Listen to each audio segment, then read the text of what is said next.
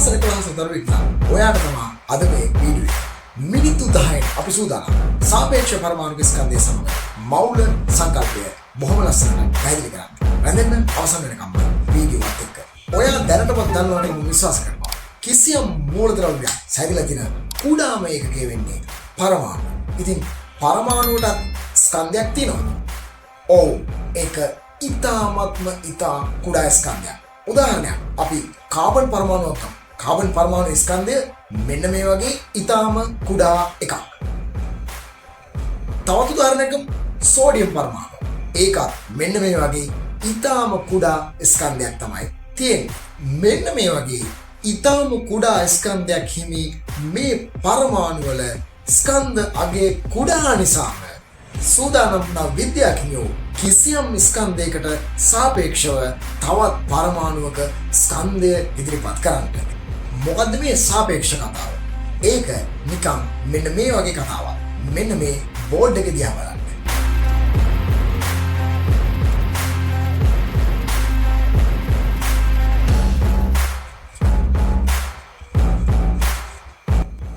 ඔන්න බලන්න capital A B C කියලා බෝල තුනක් තියෙනවා.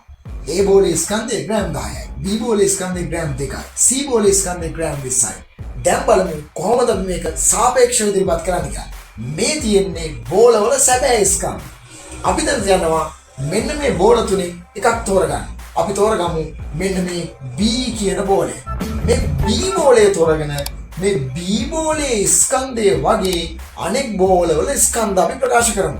උදාහරණයක් ඔන්න බලන්න. කැපිටල් A බෝලේ ස්කන්ධය B බෝලේ වාගේ කීයක්? A බෝලේ සැබෑ ස්කන්ධය එනවා ග්‍රෑම් 10ක්. B බෝලේ ස්කන්ධය එනවා ග්‍රෑම් 2ක්. එතකොට B බෝලේ වාගේ A බෝලේ කොච්චරද කියලා බලන්න නම් එහෙනම් අපිට සිද්ධ වෙනවා A බෝලේ ස්කන්ධය B බෝලේ ස්කන්ධයෙන් බෙදන්න. ඒකකයට ඒකක කියනවා. 2ට 2යි 1ට 5යි. එහෙනම් මෙතනදී අපිට එනවා A බෝලේ ස්කන්ධය B බෝලේ වාගේ 5 ගුණයක් කියලා. එතකොට තේරුම් ගන්න ඕන කාරණාව තමයි මෙතනදී එන්නේ මේ A බෝලේ සැබෑ ස්කන්ධය නෙමෙයි.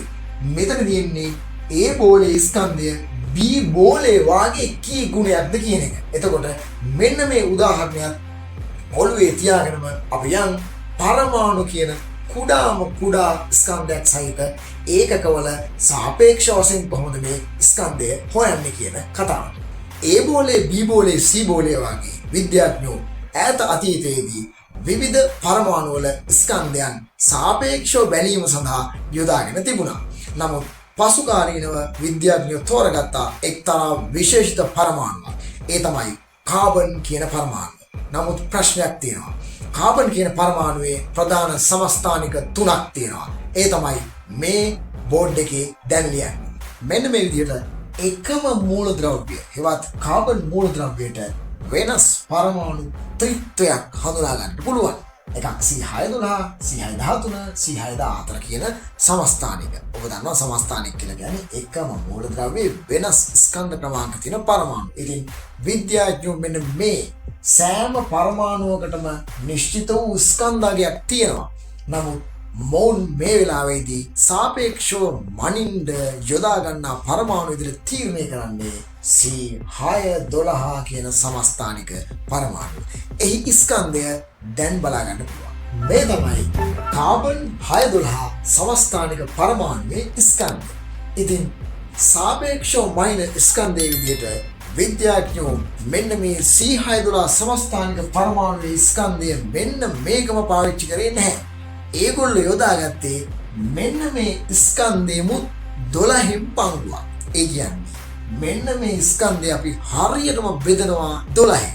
මෙන්න මේ විදිහට 12න් බෙදපුවාම එන අගය තමයි සාපේක්ෂව මනිනු ලබන පරමාණුවේ ස්කන්ධයේ විදිහට ගන්න. එහෙනම් සාපේක්ෂ පරමාණුක ස්කන්ධය හොයනකොට කිසියම් පරමාණුවක සාපේක්ෂව මැනීම සඳහා භාවිත කරන්නේ C612 සමස්ථානිකයේ ස්කන්ධයෙන් 12න් පංගුවක් කියලා අපි කියනවා.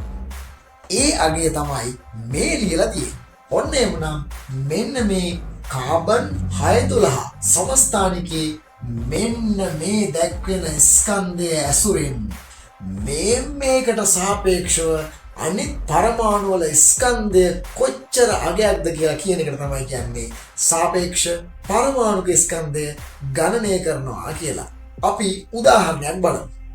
අපි දැන් සූදානම් වුණේ සෝඩියම් පරමාණුවේ සාපේක්ෂ පරමාණුක ස්කන්ධය සොයන්න. නමුත් බෝඩ් එකේ බලන්න සෝඩියම් පරමාණුවේ සැබෑ ස්කන්ධය එනවා 3.819 වැඩි කිරීම 1023 ග්‍රෑම්. දැන් අපි සාපේක්ෂව වයින් පරමාණු විදිහට ගත්තේ C612 පරමාණු. එහි සැබෑ ස්කන්ධය මෙච්චරයි. නමුත් ඒ සැබෑ ස්කන්ධයම ගන්න නැහැ කියලා කිව්වා. අපි ගන්නවා කිව්වේ ඒකෙම 12න් පංගුවක්. ඒ කියන්නේ මෙන්න මේ සැබෑ ස්කන්ධෙන් 12න් පංගුවක අගය තමයි මෙන්න මේ අගය. එහෙනම් මෙන්න මේ අගයට සාපේක්ෂව මෙයා කොච්චරක්ද කියලා තමයි අපි දැන් බලන්න යන්නේ. මෙන්න මේ විදිහට කාබන් පරමාණුවේ සැබෑ ස්කන්ධයෙන් 12න් එකක් ගන්න මෙන්න මේ අගයට අපි කියනවා පරමාණුක ස්කන්ධ ඒකකය කියලා. එහෙනම් පරමාණුක ස්කන්ධයේ ඒකකයට සාපේක්ෂව අපි සාපේක්ෂ පරමාණුක ස්කන්ධය සොයාගන්න සෝඩියම් වල සැබෑ ස්කන්ධයේ මෙන්න මේ බෙදීමෙන් අපිට ලැබෙනවා සෝඩියම් වල සාපේක්ෂ පරමාණුක ස්කන්ධය. ඒක මෙහෙම හොයමු. දැන් බලන්න අපි සෝඩියම් පරමාණුවේ සැබෑ ස්කන්ධය C612 සමස්ථානික පරමාණු ස්කන්ධයෙන් 12න් එකේ අගය හේවත් පරමාණුක ස්කන්ධ ඒකකයේ අගයම තමයි බෙදන්නේ. දැන් මොකද වෙන්නේ? ග්‍රෑම් ඒකකයට ග්‍රෑම් ඒකකය කියනවා. මෙන්න මේ ටික සුළු වුණාම අපිට එනවා 23යි කියන අගය. එහෙනම් මේකෙන් කියවෙන්නේ මොකද්ද? සෝඩියම් වල සාපේක්ෂ පරමාණුක ස්කන්ධය 23යි. මේකෙන් කියවෙන්නේ සෝඩියම් පරමාණුවේ සැබෑ ස්කන්ධය නොවේ. ඉස්සරලා උදාහරණයක් ගන්න. මුල් උදාහරණය. එහි ස්කන්ධය B බෝලයට සාපේක්ෂව කීයද? 5 ගුණයයි. මේකේ තේරුම එහි ස්කන්ධය 5යි කියන එක නෙමෙයි. එහි සැබෑ ස්කන්ධයක් තියෙනවා. අන්න ඒ වගේ තමයි මේක. C612 සමස්ථානික පරමාණුවේ 12න් එකක ස්කන්ධයට සාපේක්ෂව සෝඩියම් පරමාණු ස්කන්ධය වෙනවා 23ක්. මේකේ තේරුම සෝඩියම් පරමාණුවේ සැබෑ ස්කන්ධය මේකයි කියන එක නෙමෙයි. මේක ඉතාම කුඩා ගයක් නිසා තමයි අපි මෙන්න මේ විදිහට බෙදලා ගන්න. එහෙනම් අපිට තේරෙනවා මෙන්න මේ 23 කියන එක තමයි අපි හොයාගත්තේ මේ සෝඩියම් වල සාපේක්ෂ පරමාණුක ස්කන්ධය කියලා. මෙන්න මේ විදිහට ඕනෑම පරමාණුවක සැබෑ ස්කන්ධය අපි දන්නවනම් C612 සමස්ථානික පරමාණුවේ ස්කන්ධයෙන් 12න් එකක් වගේ එයාලගේ ස්කන්ධය කොච්චරක්ද කියලා බලනකොට අපිට එනවා අදාළ පරමාණුවේ සාපේක්ෂ පරමාණුක ස්කන්ධය කියන එක. මේකෙදි වැදගත් වෙන්නේ මෙහි තියෙන්නේ සාපේක්ෂ පරමාණු ස්කන්ධයෙන් කියවෙන්නේ කිසියම් පරමාණුක සැබෑ ස්කන්ධය නොවේ. ඒ කියන්නේ කාබන් වලට සාපේක්ෂ ස්කන්ධය තමයි මේ ඉදිරිපත් කරලා තියෙන්නේ. ඒක හරිය වැදගත් තොරතුරක්. ඉතින් මේකෙදි අපි ඊළඟ පියවරට තමයි දැන් යන්න සූදානම් වෙන්නේ. ඊළඟ පියවර මොකක්ද? ඔයාලට මතක ඇති අපි මේ thumbnail එකෙන් කතා කරන්නේ සාපේක්ෂ පරමාණුක ස්කන්ධය සමග මවුලය කියලා. මවුලයක් කියලා කියන්නේ කොච්චරක්ද? හරිම ලේසි. අපේ කලින් වීඩියෝ බලුවේ නැත්තම් මවුලය සම්බන්ධව සාකච්ඡා කරපු ප්‍රධාන වීඩියෝ තුනම බලන්න. ඒ තුනම බලලා ඉවරලා මේ වීඩියෝට එන්න. එහෙනම් පරමාණු මවුලයක් කියලා කියන්නේ කොච්චරක්ද?